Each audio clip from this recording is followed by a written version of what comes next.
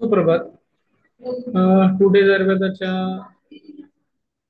Next exam preparation या जे काही प्रायोगिक तत्वावर चालणारं जे काही क्लासेस आहेत.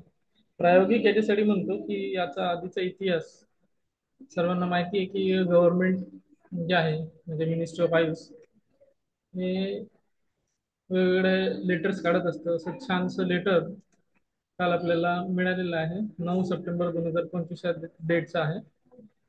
त्याच्यात यांनी काय म्हटलेलं आहे, applicability of the next national exit test from the academic batch 2021 ते 2022 ऑनवर्ड्स. मग याच्यात त्यांनी घोषणा अशी केलेली आहे की NCSM आणि NCH या दोन्ही जे बॉडी आहे गव्हर्निंग बॉडी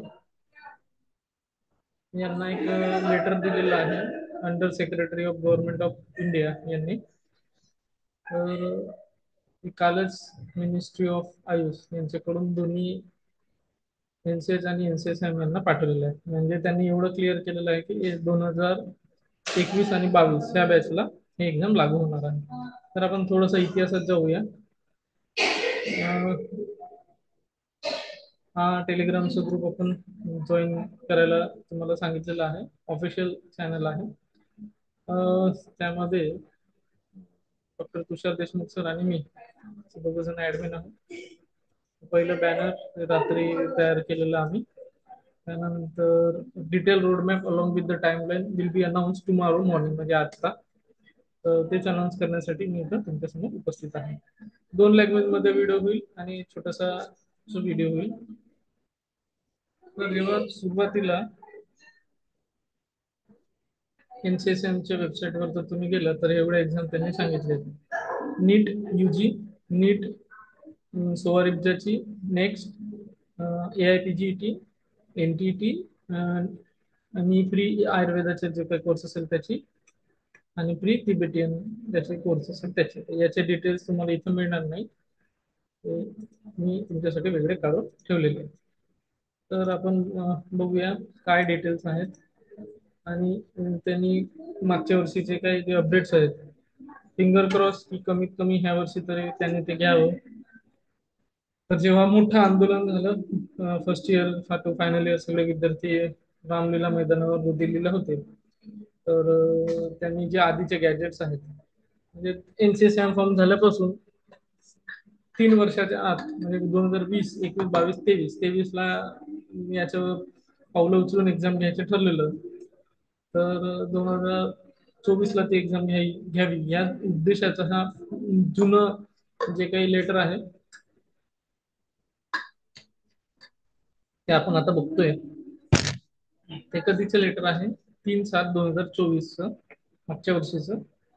कशा संदर्भात आहे further our communication dated 30/4/2024 regarding clarification of eligibility for the national exit test 24-25. आता हा काळ तर लोटून गेला. आता 25-26 या वर्षी किंवा 26 ह्या वर्षी होईल. त्यांनी गाईडलाईन्स दिलेल्या आहेत. गाईडलाईन कंटेनिंग इलिजिबिलिटी कोण इलिजिबल आहे कंटेंट्स नंबर्स ऑफ अटेम्प्ट्स. मी व्हॅनिशिंग पेन घेतो. हा व्हॅनिशिंग पेन तुम्हाला कामाला येईल. ठीक आहे. सगळ्यात पहिले गाईडलाईन्स कंटेनिंग इलिजिबिलिटी, त्यानंतर नंबर ऑफ अटेम्प्ट्स, त्यानंतर सिलेबस काय असेल, क्वालिफाईंग पर्सेंटेज काय असतील, structure for the pattern of examination, language of the question paper. एवढे मुद्दे आपल्याला इथं क्लिअर करून घ्यायचे. तर सगळ्यात पहिला मुद्दा जो आहे तो आपण बघूया. सगळ्यात पहिले गाईडलाईन काय म्हटलेलं आहे. तर पहिलं गाईडलाईन आहे the national commission for the Indian system of medicine is statutory body constituted under the NCSM act. म्हणजे जे मी तुम्हाला नेहमी सांगत असतो. Okay. As the regulation of 6 of National Commission for the Indian System of Medicine, national exit test for each discipline such as Ayurveda म्हणजे हे एकासाठी एकच नाही. आयुष अंडर जे जे येतात ते म्हणजे आयुर्वेद, सिद्धा, युनानी, स्वरजा, त्यानंतर बाकीचे. The national exit test shall be held for the granting license to practice. म्हणजे हे सर्वांना कंपल्सरी आहे. ही दिल्यानंतरच तुम्हाला मेडिकल रजिस्ट्रेशन तुम्हाला करणं करण्यासाठी ही एक्झाम देणं मेंडेटरी आहे. जसं एनटीईटी जे आपण क्लासेस चालतात त्याच्यामध्ये जेव्हा तुम्ही एनटीईटी क्लिअर असतात तेव्हाच तुम्हाला टीचर होता येतं. तसंच इथं तुम्हाला granting a license to practice as a medical practitioner for respective discipline of Indian system of medicine for enrollment in the state register जे आपलं एनसीएम आहे, गुजरात आयुर्वेद बोर्ड असं आहे, ते register as a registered medical practitioner for Ayurveda system of medicine after completing 1 year rotatory internship. हे कधी मिळणार आहे तुम्हाला तर तुमची इंटर्नशिप कंप्लीट झाल्यानंतर. The examination shall be based on the test of clinical competency, म्हणजे क्लिनिकल गोष्टींमध्ये तुमची कॉम्पिटन्सी आहे का, त्या तुम्हाला गोष्टी जमतात का. Understanding of the medical ethics तुम्हाला डेथ सर्टिफिकेट इश्यू करतानाची काय गोष्टी असतात, किंवा एखाद्या लेडीचं रेप झालं तर ते तुम्ही कसं हँडल करणार आहे, किंवा एखाद्या पेशंटला ग्रेव्हियस इंजुरी आहे तर ते तुम्ही कसे हँडल करते, किंवा पॉयझनिंगची केस, किंवा स्नेक बाईटची केस, किंवा स्कॉर्पियन बाईटची केस. तर हे सगळे aspect ability to deal with the medical legal cases as a medical practitioner in the discipline of Ayurveda, Unani, Siddha, Swaribja, as may as the as this the case may be, म्हणजे ज्या पद्धतीचं ती असेल त्या पद्धतीचं, म्हणजे त्या त्या डिसिप्लिनसाठी.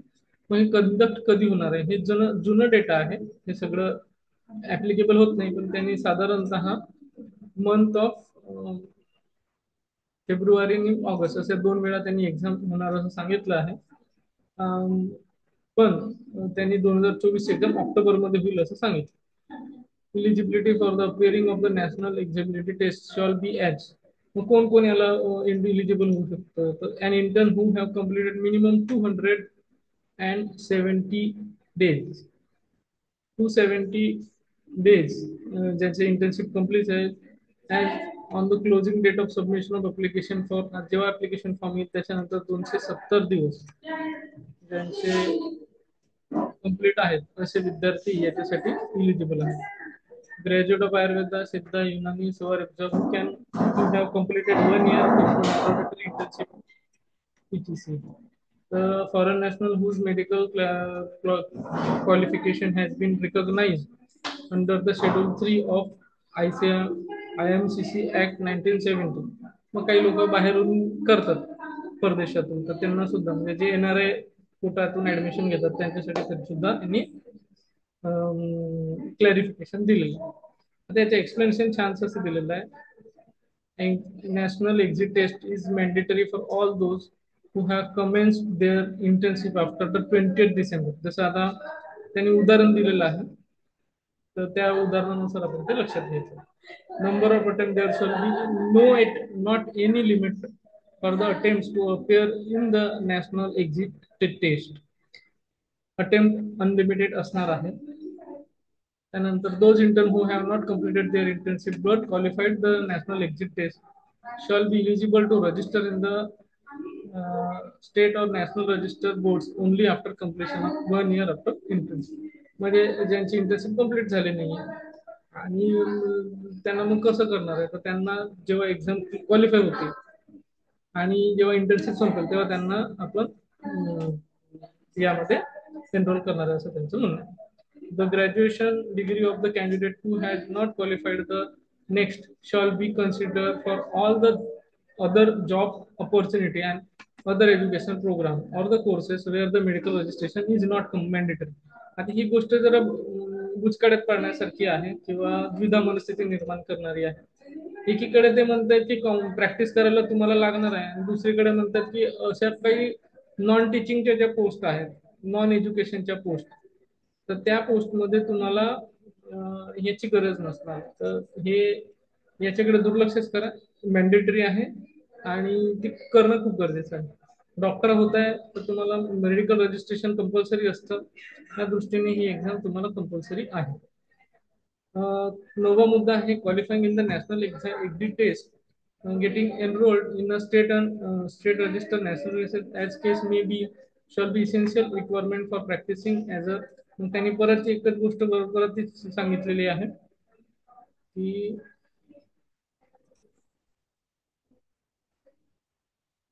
essential requirement for practicing a register as a medical practitioner for any job. where clinical work is involved, or any job where medical registration is mandatory. Medical registration जिथं कंपल्सरी आहे तिथं ते लागणार आहे. और to pursue post graduate course in Ayurveda, किंवा जर तुम्ही पोस्ट ग्रॅज्युएट करत आहात आयुर्वेदामध्ये तर याचं गरजेचं आहे. म्हणजे 9वा मुद्दा जास्त महत्वाचा आहे 8व्या मुद्द्यापेक्षा. पुढे जाऊया. क्वालिफाईंग पर्सेंटेज सिक्युरिंग 50%, याच्यात किती आहे तर 50% क्वालिफाईंग मार्क्स याच्यात आहे. and shall be declared and above shall be declared as qualified in the next structure and the pattern of examination. The examination shall be problem based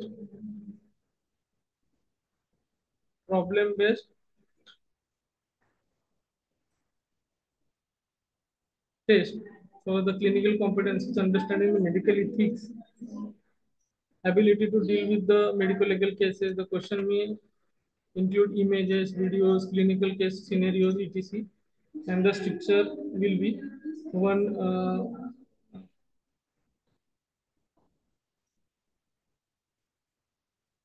120 मार्काचे प्रश्न असणार आहेत, 480 मार्क याच्यात असणार आहेत.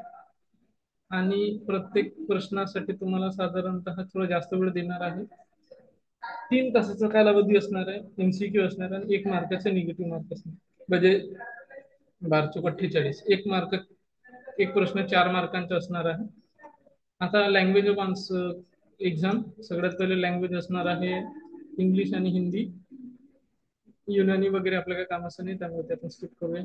The syllabus as prescribed by the NCSM for UG BMS, जो UGचा सिलेबस आहे complete first year to final year सगळा सिलेबस असणार आहे. The next certificate will be issued to the qualified candidate by NCSM. The certificate may be electronically generate with adequate security features. इतकं सुंदर असं त्यांनी वर्णन केलेलं आहे, याच्यात न समजण्यासारखी कुठली गोष्ट नाही. मग आपण आता याच्यामध्ये मागे घेतो. ओके, तर आपलं साधारणतः काय रोडमॅप असणार आहे. तर रोडमॅप आपला साधारणतः प्रथम वर्ष ते फायनल इयर हे सगळे सब्जेक्ट एक 2-2 महिन्याच्या अंतराने आपण कम्प्लीट करूया. म्हणजे याचा अर्थ 2021-22 ची बॅच. परत मी पेन घेतो, सॉरी टेक्स्ट घेतो आणि तुम्हाला सांगतो. आता सरळ सिंपल कॅल्क्युलेशन आहे. एक सेकंड, थोडं जरा वाईट असायला पाहिजे. आता बघा, 2021-22 ची जी बॅच आहे, पहिलं नवीन सिलेबसची बॅच जी 1 इयर 6 months म्हणजे 1.5 वर्षवाली जी बॅच आहे, ती बॅच जेव्हा सुरू झाली तर 21-22 ची पहिली बॅच आहे. तर ह्या बॅचचे आता फायनल इयरला विद्यार्थी आहेत. मला वाटतं त्यांचं फर्स्ट टर्म लवकरच होईल, म्हणजे 6 महिने संपलेले आलेत आणि 1 वर्ष त्यांच्याकडे आहे. तर ही एक्झाम साधारणतः 1 वर्षाच्या आसपास होईल.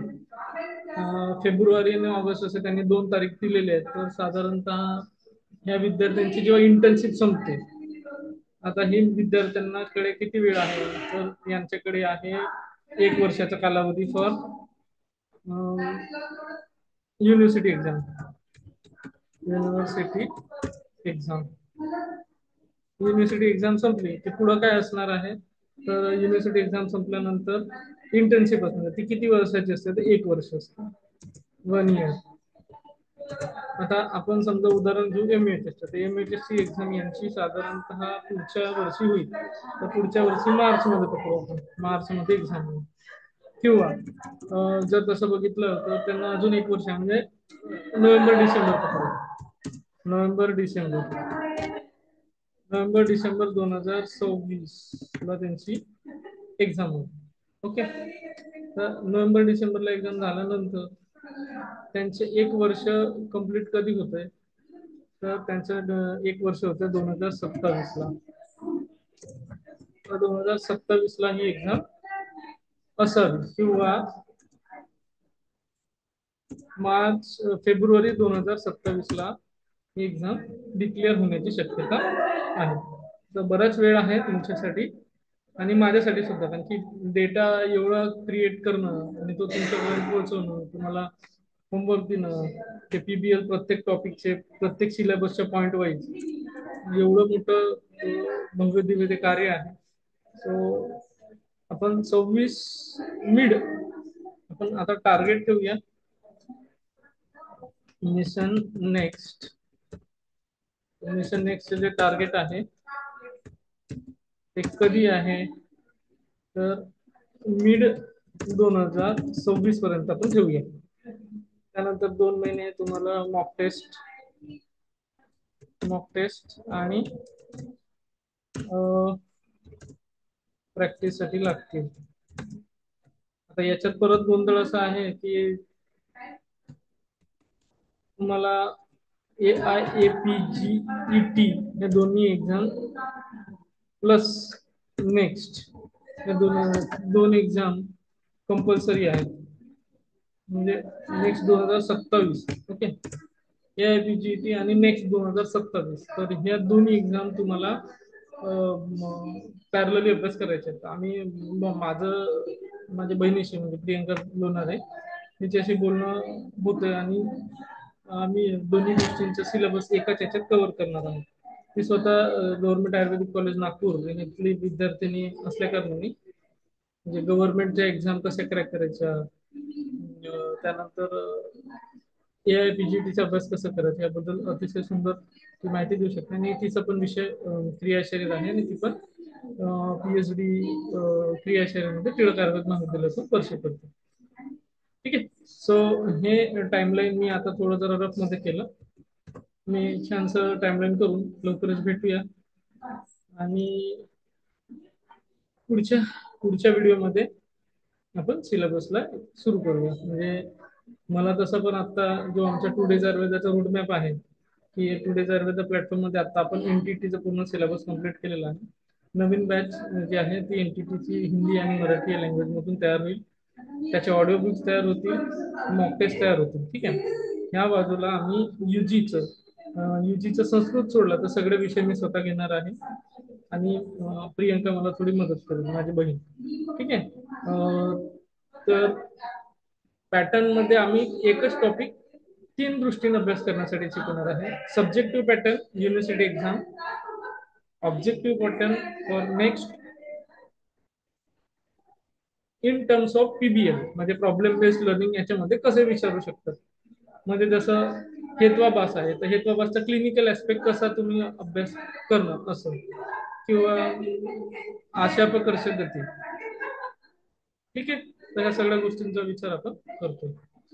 चला, धन्यवाद. Signing off your host and your mentor doctor Hiteshwar Lonare.